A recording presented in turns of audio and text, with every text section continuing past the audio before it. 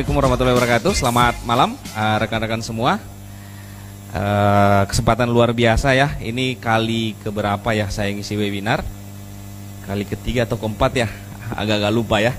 Nah, oke, malam hari ini saya akan sharing, saya akan bercerita ke teman-teman semua yang di ruangan ini ataupun yang ada di rumah hari ini tentang bagaimana edifikasi konsultasi no crosslining itu bisa mempengaruhi perkembangan bisnis Anda, membuat besar bisnis Anda. Nah, seperti itu ya. Nah, tentunya ada hubungannya juga dengan bagaimana proses saya menjalankan bisnis ini. Nah, nanti ke depannya saya akan bercerita tentang bagaimana saya berproses di bisnis ini ya.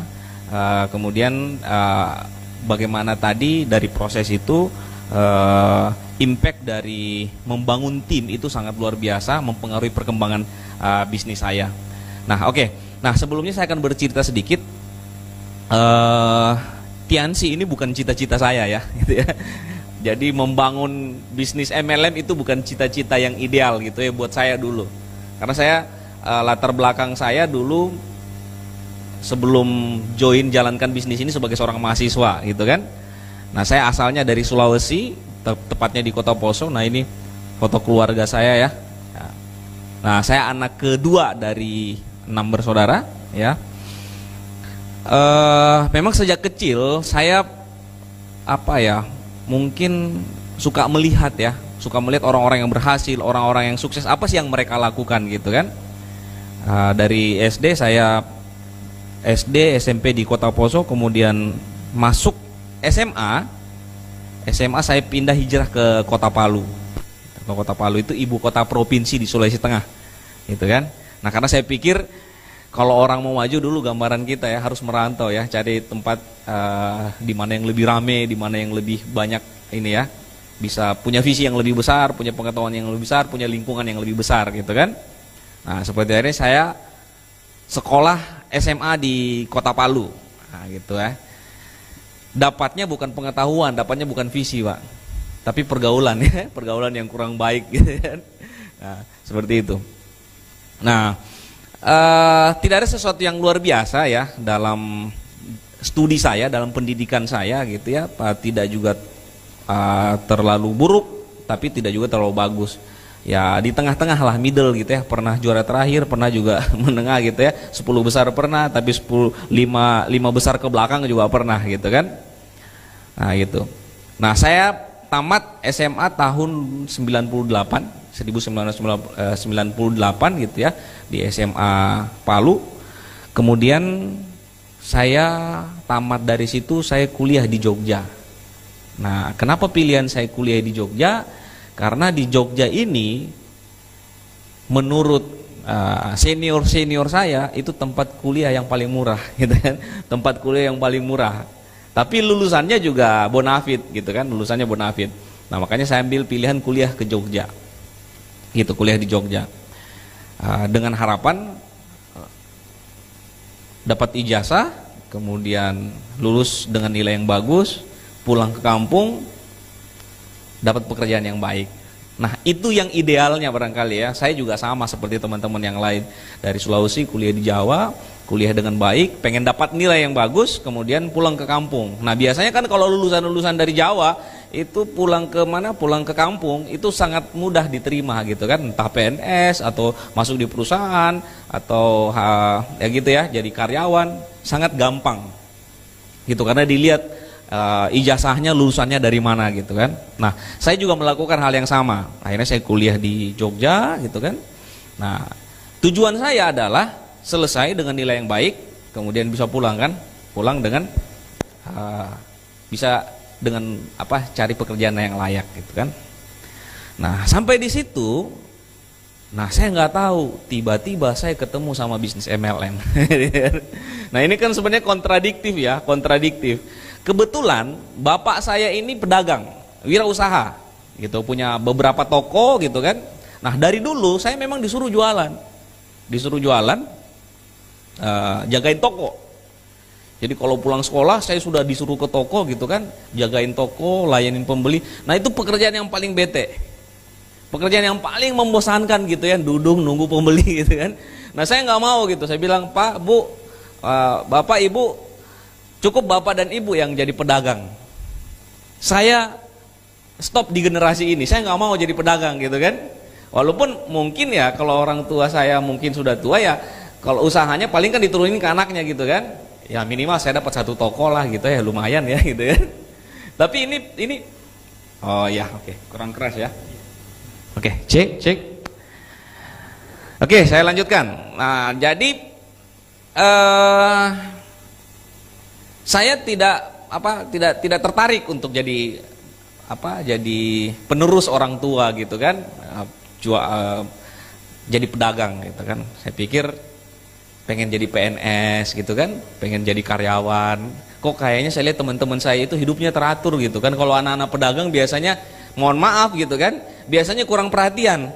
Nah, kenapa kurang perhatian? Bapak Ibu pagi-pagi subuh-subuh udah ke pasar gitu kan, pulang-pulangnya udah tengah malam. Nah, kita nggak diurusin Pak.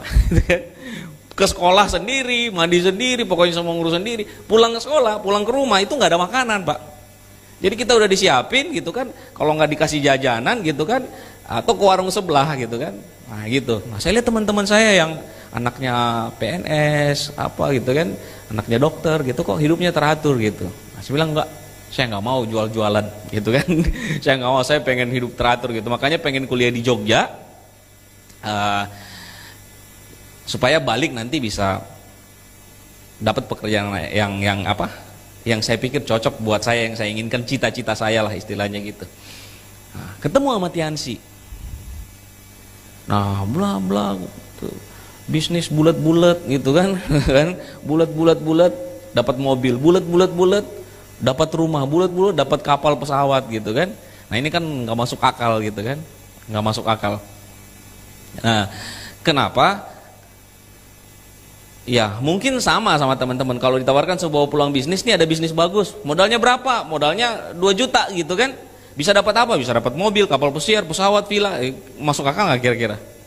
Nah, nggak masuk akal kan. Nah, sama saya, orang bapak saya aja itu mulai usahanya modal ratusan juta, sertifikat rumah harus masuk bank dulu, baru jalan namanya bisnis. Nah, ini ada bisnis modal 2 juta, potensinya bisa puluhan juta, ratusan juta, bisa dapat kapal pesawat, terus kapalnya nanti parkir di mana gitu. Nah, prospek gitu kan. Nah, tidak sadar pada saat kita join ternyata dapat prospek juga yang kayak gitu kan, gitu kan. Kita saya waktu di prospek, Tiansi dapat kapal, terus saya tanya sama yang presentasi saya, kapalnya nanti parkir di mana bro? Pesawatnya nanti parkir di mana gitu kan. Pas sudah join kebalikan, prospek nanya juga kayak gitu. Nah, saya cerita sedikit, kenapa saya bisa akhirnya bergabung di bisnis ini gitu ya. Nah, yang presentasi saya, teman dekat saya, teman SMA saya, teman kampus saya. Saya udah tahu dia gimana, sering ngutang sama saya juga sering ngutang sama dia gitu kan. Istilahnya saya udah, ya warna celana dalam dia saya tahu warna apa semua gitu kan. Jadi udah CSN banget gitu kan. Nah, jadi pada saat saya ditawarkan bisnis ini, saya cuma bilang, bro hati-hati bro, kamu bisa ditipu orang gitu.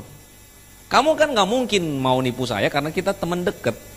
Tapi masalahnya kalau kamu ditipu orang dan kamu kena tipu dan saya ikut-ikutan ke kamu, berarti kita kena tipu berjamaah jadinya gitu kan.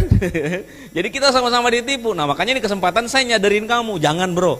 Itu kan bisnis bulat-bulat kaya gitu kan, itu si X itu kan kita punya temen juga yang dulu juga menjalankan bisnis seperti ini, nawarin juga tapi nggak dapat apa-apa juga gitu kan. Saya bilang janganlah, ini bisnis nggak benar gitu. Terus dia tiap hari datang gitu, yang namanya kita udah deket gitu ya, dia mau ngomong apa aja nggak masuk gitu kan. Saya malah balik ceramain dia, kamu nggak kasihan sama orang tua, udah capek-capek cari uang di sana, terus kamu di sini jalankan bisnis nggak jelas gitu kan, ya kan? Nah, waktu itu saya ingat bener, teman saya cerita,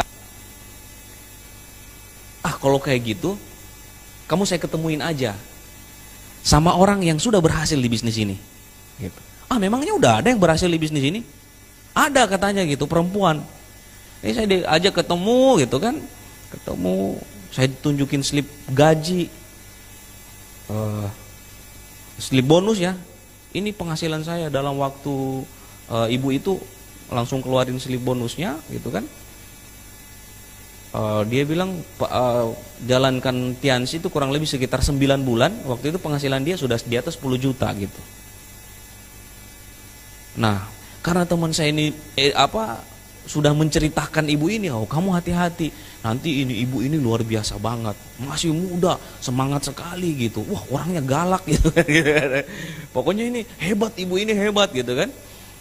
Luar biasa, masih muda sekali gitu, masih muda tapi penghasilannya udah puluhan juta gitu sebelum saya ketemu. Jadi baru masuk rumah aja saya udah gemeter gitu kan. Wah, ini mau ketemu perempuan hebat ini kan, mau ketemu perempuan luar biasa, masih muda, sudah kaya, sudah sukses gitu kan. Udah saya tunggu duduk gitu kan. Tiba-tiba yang keluar ada ibu-ibu muda keluar pakai daster gitu kan. Nah, saya pikirin pembantunya ini gitu ya.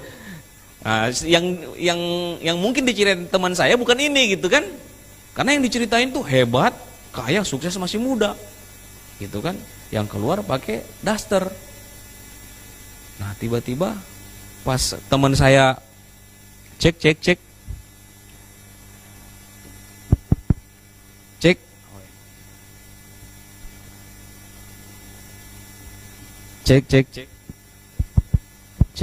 tes.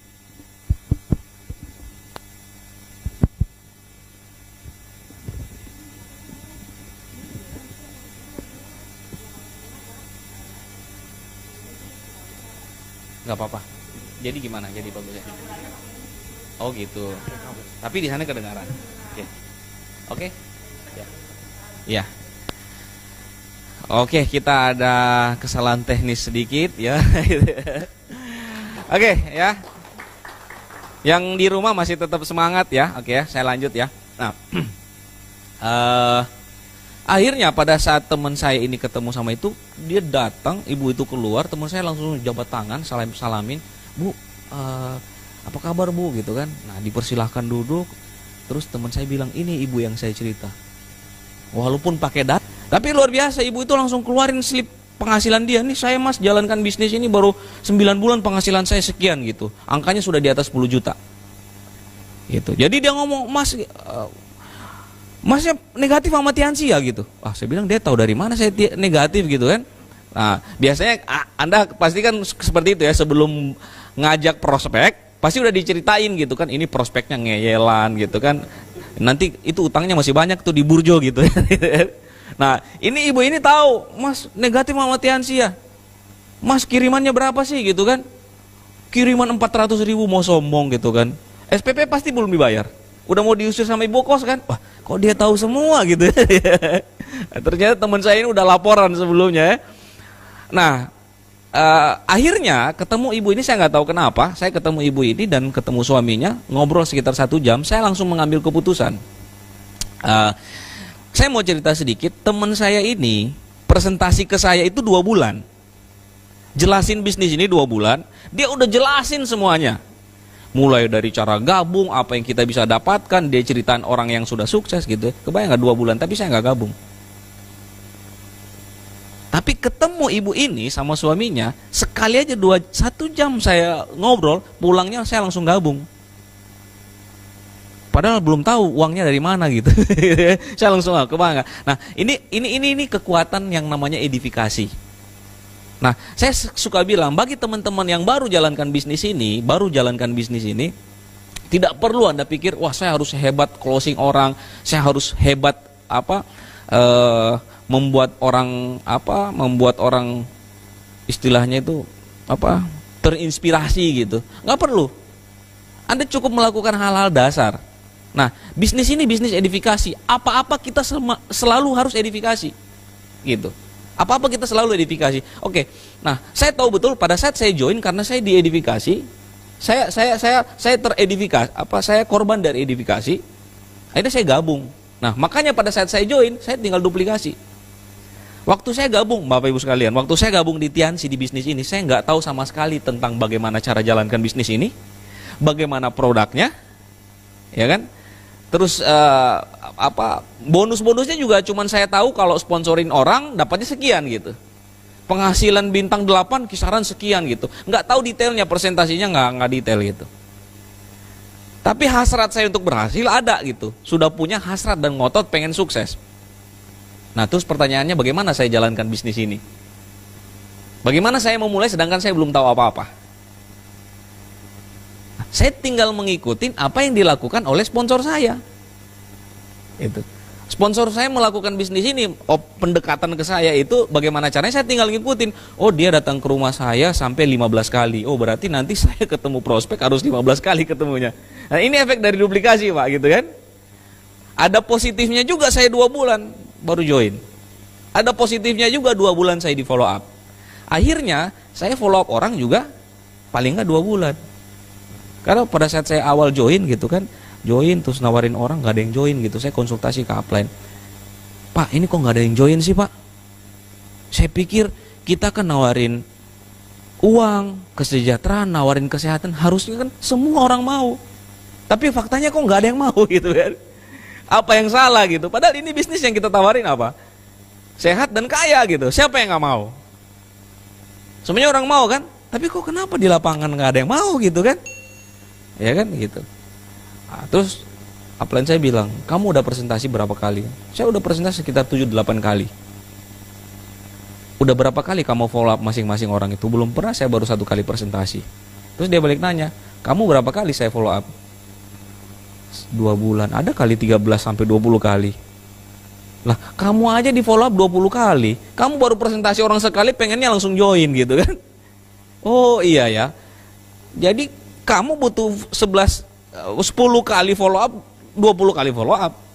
Jadi minimal kalau kamu presentasi dan follow up harus ngikuti cara yang sama, minimal gitu kan. Ya kan gitu. Oh ya akhirnya saya melakukan hal yang sama. Nah Bapak Ibu sekalian, saya bisa bintang 4. Kebayang nggak? Saya bisa bintang 4 dalam waktu kurang lebih, saya bintang 4 itu kurang lebih 2 minggu. Saya bintang 5 itu 1 bulan. 1 bulan saya bintang 5 dengan omset itu per bulan bisa mencapai 40 juta. Di bintang 5 omset saya per bulan 40 juta. Kebayang nggak sih orang melakukan sesuatu baru 2 bulan tapi bisnisnya udah kayak gitu? Apakah saya hebat gitu dengan 2 bulan jalankan Tianxi gitu? Enggak lah. Masa sih 2 bulan udah bisa tahu semuanya gitu kan? Jago closing, jago produk gitu kan? Datang ke dokter Teddy sekali belajar gitu kan, SOC privat gitu kan, pelajari semua produk langsung, enggak gitu. Tapi saya memanfaatkan semua elemen-elemen yang kira-kira bisa membantu perkembangan bisnis saya. Pertama, upline. Saya edifikasi benar-benar upline. Apalagi saya punya downline saya itu rata-rata itu sponsoring up. Maksudnya sponsoring up bukan kaya gitu kan. Sama-sama kere semua, cuman ada yang beberapa lebih tua dari saya gitu kan, biasanya nggak denger gitu. Nah saya edifikasi upline. Bagaimana upline ini sangat betul-betul membantu bisnis saya. Kemudian apalagi yang perlu kita, semua saya main edifikasi. Saya cuman punya modal 2 dulu, buku apa? Buku marketing plan sama buku 2 tuh, buku hijau sama biru kalau nggak salah dulu tuh. Buku marketing plan dan produk. Kebayang nggak dulu alat bantu kita tahun 2004 itu cuma 2, marketing plan 1 buku dan buku produk 1 buku warna hijau. Sekarang gila nggak? Ini alat bantu udah banyak sekali. Udah banyak sekali alat bantu sekarang. Cuman mungkin alat bantu banyak, promosinya yang kurang bagus, edifikasinya nggak maksimal. Kita punya 2 buku sampai kita hafalin tuh. Ada 1 CD closing, kita punya CD closing itu pembagian reward di Berlin. Itu dulu tuh. Saya ingat banget itu. Itu kalau udah nonton tuh merinding. Sampai sekarang itu masih luar biasa tuh. Kalau nonton itu masih merinding sampai sekarang. Karena itu yang betul-betul membuat saya sangat semangat jalankan bisnis ini. Lihat pembagian tuh waktu upline terima pesawat gitu, pesawatnya ada beneran tuh. Terimanya di ini di kalau nggak salah tuh di bandara gitu. Lapangan Iya, di bandar udara gitu. Terima pesawatnya terus mereka foto-foto. Itu luar biasa. Nah, apa yang saya lakukan? Saya datang ke teman ngasih gitu. Beda kita ngasih dan beda kita cuman memberi informasi, dan beda kalau kita betul-betul mengedifikasi. Saya tinggalin buku, itu saya betul-betul edifikasi dulu sebelum ngasih. Ini buku luar biasa nih. Ini buku, dari buku ini saya bisa bergabung di bisnis ini. Dari buku ini saya bisa semangat jalankan bisnis ini. Silakan kamu baca gitu. Nah, jadi saya nggak bisa presentasi, tapi saya edifikasi bukunya gitu.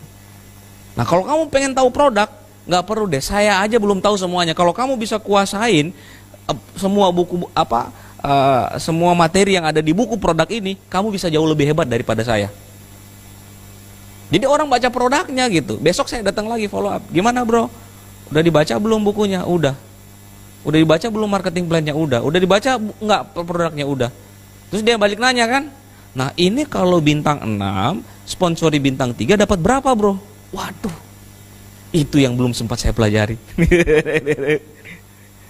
Nggak apa-apa kan, kita jujur-jujuran, nggak mau so tahu juga nanti salah gitu kan. Nah karena saya belum tahu, kebetulan nanti hari Rabu kita ada pertemuan yang bahas ini secara detail, lengkap semuanya, bukan cuman itu dibahas semua detail persen-persennya sampai 0, berapa sekian persen dijelasin. Makanya pastiin kamu datang. Jadi saya cuman tinggal edifikasi pertemuan.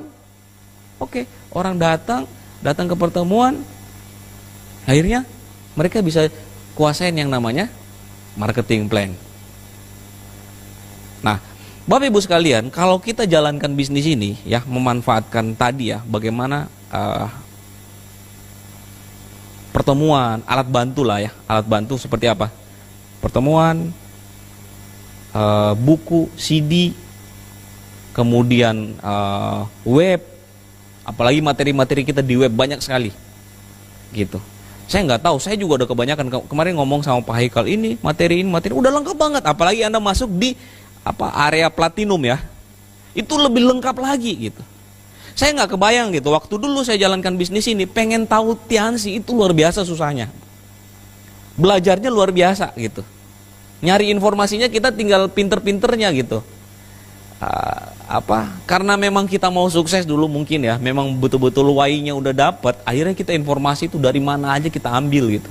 Internet browsing, cari upline, bahkan ada crossline datang gitu kan, yang peringkatnya tinggi, kita bela-belain datang, kita tanya banyak hal ke dia, terima informasi, kemudian terima motivasi gitu kan.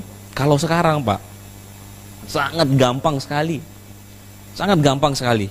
Anda mau cari apa gitu, mau cari produk, penjelasan produk, buka web, dapat produknya, harga produk, udah buka web, dapat harganya gitu. Dapat penjelasan produknya, testimoni, googling, dapat mau cari produk tentang apa gitu. Dulu orang kalau nanya produk, kita kadang sok tahu aja, ya kan? Dulu kayak zaman kita dulu, penyakit kanker gitu kan? Kanker apa? Kanker payudara. Gampang. Kira-kira apa yang cocok ya? Oh ini kita kan aja di upline, apalagi kalau upline peringkat tinggi kan, yang nanya downline, nggak mungkin kita bilang nggak tahu kan, malu sama downline. Ya udah kita jawab aja, ini ya, untungnya produk kita kan produk herbal kan gitu, nggak ada efek sampingnya kan, untung orang nggak mati dulu kan, gitu kan. Penyakit kanker dikasih penyakit produk untuk mah gitu kan, nggak nyambung. Tapi kalau sekarang kebayang nggak, gampang sekali. Nah, apa yang perlu kita edifikasi? Bagaimana caranya kita dapatkan informasinya? Buka web, nggak buka web juga ada di mana? Di googling juga kita bisa dapat. Materi pendidikan luar biasa sekarang. Anda mau materi pendidikan apa? Tinggal edifikasi, gitu kan?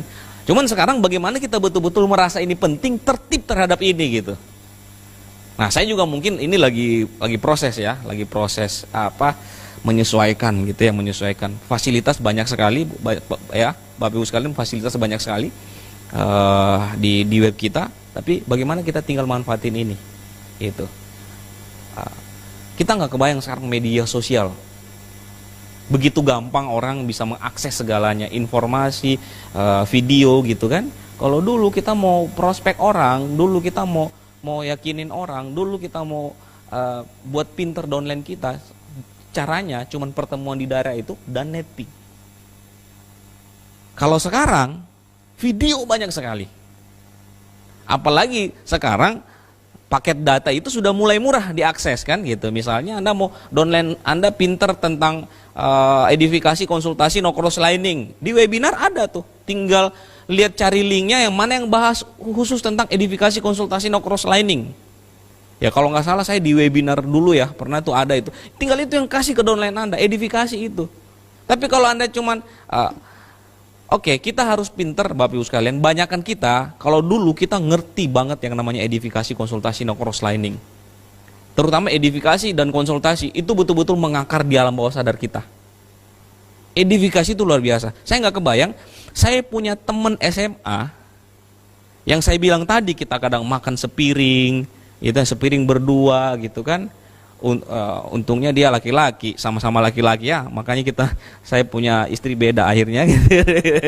Nah maksud saya kita udah sangat dekat sekali gitu. Tapi kebayang nggak, karena kita tertanam edifikasi, bagaimana edifikasi ke upline sponsor itu luar biasa. Saya sampai kalau dia datang tuh kan, sampai silakan Pak, ayo Pak, silakan dulu. Padahal teman saya ini kalau di kos-kosan ini tendang-tendang sambil istilahnya udah teman dekat gitu kan. Tapi bisnis ini gila luar biasa gitu. Kalau sekarang saya nggak tahu, ini yang penting bagaimana sekarang saya nggak tahu mulai bergeser, orang sudah melupakan bagaimana good team player ya. Good team player ini betul-betul membesarkan bisnis kita. Oke. Saya mau lanjut bahwa sebenarnya bisnis ini sederhana ya. Di luar tadi itu saya mau bahas secara umum dulu bahwa bagaimana cara kerja di bisnis ini kita sudah tahu. Cara kerjanya bagaimana? 7 langkah ya. Ada cara lain nggak? Ada cara lain nggak selain 7 langkah? Nggak ada cara lain. Nggak ada cara lain. Jualan produk itu masuk dalam 7 kebiasaan, ya kan? Kemudian jadi nggak ada. Ini 7 langkah cara kerja. Kemudian masuk ke kebiasaan. Kebiasaannya secara personal. Bagaimana kita betul-betul secara personal menjadi profesional. Menjadi profesional. Bapak Ibu sekalian, mungkin sekarang lagi bekerja di tempat lain. Kemudian sekarang jalankan Tiansi. Mungkin hari ini Anda jalankan Tiansi sebagai sampingan ya. Gitu ya. Tapi satu, mau ini sampingan atau tidak, Anda harus profesional. Kalau Anda bisnis ini cuma iseng-iseng, main-main gak profesional, mohon maaf, hasilnya bakalan menyedihkan. Jadi butuh totalitas gitu. Totalitas tapi nggak full time. Anda coba tanya leader-leader yang besar nih, Sepaluis, Pak Naga, orang-orang yang betul-betul Pak Agustel, Pak Rudi M. Nur gitu. Saya pun benar-benar totalitas. Totalitas di bisnis ini gitu. Gitu ya. Nah, totalitas itu tadi dengan 7 kebiasaan. Nah, kemudian bagaimana membangun tim? Membangun tim bisnis ini caranya cuman 3. Edifikasi, konsultasi, no cross lining. Ya. Nah, oke. Nah, akhirnya saya bergabung di bisnis ini. Saya cuma bilang tadi itu karena satu, faktor edifikasi itu sangat berpengaruh besar terhadap keputusan saya mengambil keputusan untuk bergabung di bisnis ini ya. Oke.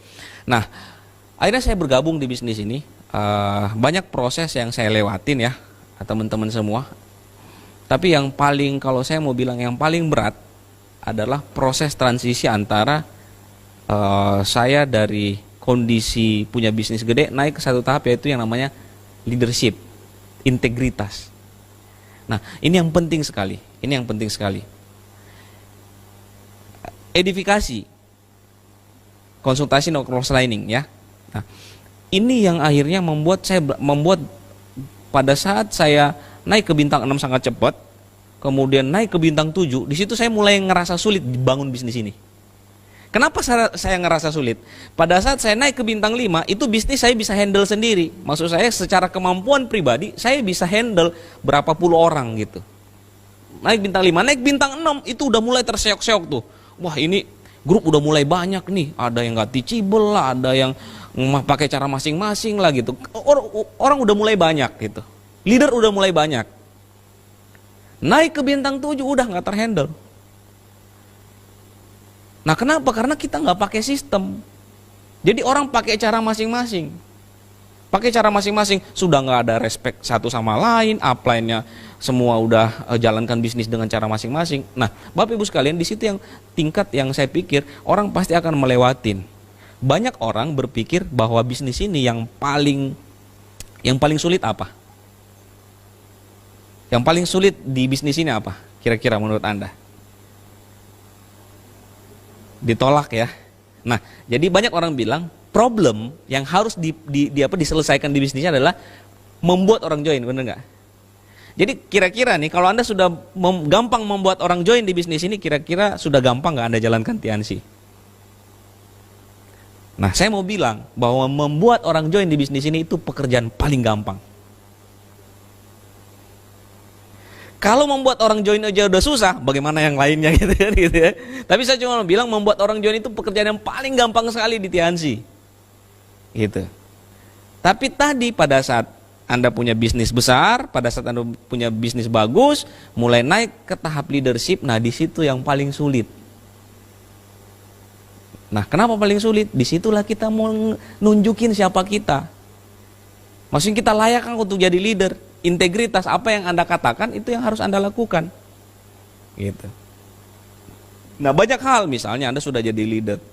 Coba, kalau kebiasaan Anda nggak suka konsultasi ke upline, downline Anda lihat gitu. Downline, oh upline saya kayaknya sendiri tuh, dia nggak pernah edifikasi upline, nggak pernah konsultasi. Oh begitu caranya jadi leader. Downline akan ngikut karena ini bisnis ini mangkisi mangkidu. Gitu. Mangkisi mangkidu. Jadi apa yang kita lakukan, apa yang kita lihat itu yang kita lakukan.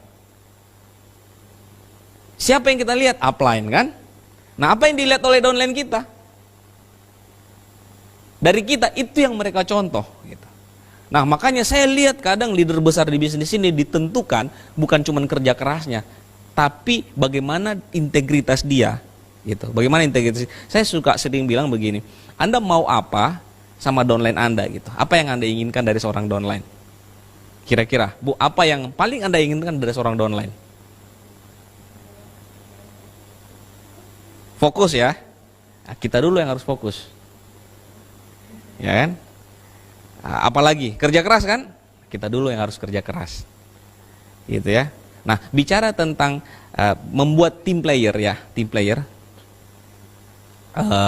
Bagaimana tim player membuat tim yang solid di grup. Kita sebagai upline pasti juga sebagai downline, ya kan? Kecuali Pak Engkong ya, gitu ya. Kecuali Engkong gitu kan. Engkong juga ada Pak Susanto ya gitu kan. Nah, tapi kita jadi upline, kita juga jadi downline. Nah, kalau kita mau buat tim yang solid gitu ya, memang harus 3 prinsip dasar ini harus jalan. Edifikasi, konsultasi, dan cross lining.